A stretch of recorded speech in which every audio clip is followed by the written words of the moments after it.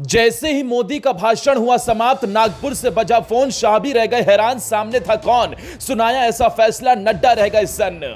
ना मोदी ना शाह ना ही राजनाथ, इस बार इस सनातनी शेर के हाथ होगी देश की कमान। आधी रात हुआ खेल, नीतीश से सुझाया नाम, नागपुर में लगी मुहर। उसके नाम की जनता है मुरीद, विपक्ष भी झुककर करता है सलाम। दुनिया कहती है विकास पुरुष, योगी भी देंगे साथ, मिल गया पक्का सबूत। खत्म हुआ चुनाव, नतीजों में बीजेपी की फिर बनी सरकार। मोदी का छाया जादू तो विपक्षी दलों की हालत हुई खराब।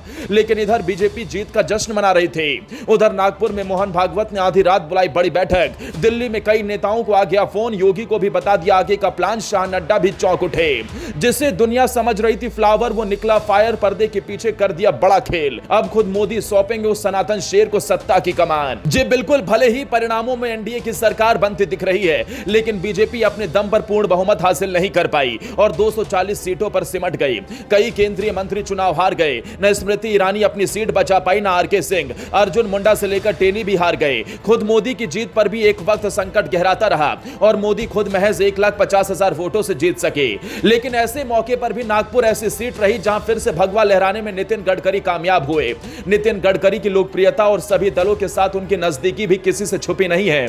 ऐसे में जब बीजेपी को अपने बूते पर स्पष्ट बहुमत नहीं मिल रहा है, तब क्या नितिन गडकरी प्रधानमंत्री बन सकते हैं? क्योंकि नितिन गडकरी के हमेशा से आरएसएस से अच्छे संबंध रहे हैं। यह भी संयोग है कि वो जिस लोकसभा का प्रतिनिधित्व करते हैं, संघ का मुख्यालय भी उसी में आता है। खबर है कि नितिन गडकरी को भी आधी रात मोहन भागवत ने फोन कर कुछ ऐसा बता दिया, जिसके बाद नितिन गडकरी ने भी हां में हां मिला दी और इसके बाद दिल्ली से लेकर उत्तर प्रदेश में योगी आदित्यनाथ के पास भी फोन बजने लगा। जानकारी के मुताबिक कोई बड़ा फैसला संघ की तरफ से लिया जा सकता है। ऐसा इसलिए क्योंकि नरेंद्र मोदी इस बार अपने दम पर सरकार बनाते नहीं दिख रहे हैं और नरेंद्र मोदी ने आज तक कभी भी देश से लेकर प्रदेश की कमान अल्पमत में नहीं संभाली है। ऐसे में उनके सामने बड़ी चुनौती है। लेकिन एक चेहरा ऐसा है जो सभी दलों को साथ लेकर चलने में कामयाब हो सकता है। जो भूमिका कभी अटल बिहारी वाजपेयी ने निभाई थी, वो अब नितिन गडकरी निभा सकते हैं। नितिन गडकरी को माना जाता है कि सभी दल से उनके अच्छे रिश्ते हैं। खबर तो ऐसी भी निकलकर सामने आ रही है कि नीतीश कुमार ने तो यह तक कह दिया है कि अगर नितिन गडकरी प्रधानमंत्री बनते हैं तो वो साथ आएंगे, लेकिन अगर नितिन गडकरी को प्रधानमंत्री नहीं बनाया जाता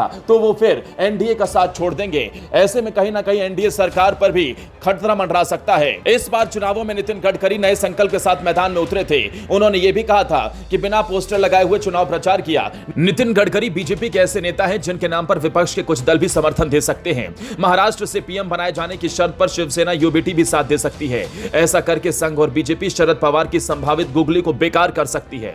शिवसेना उद्धव ठाकरे गुट नेता संजय राउत ने चुनावों के बाद देवेंद्र फडणवीस को नितिन गडकरी के जरिए ही निशाने पर लिया था।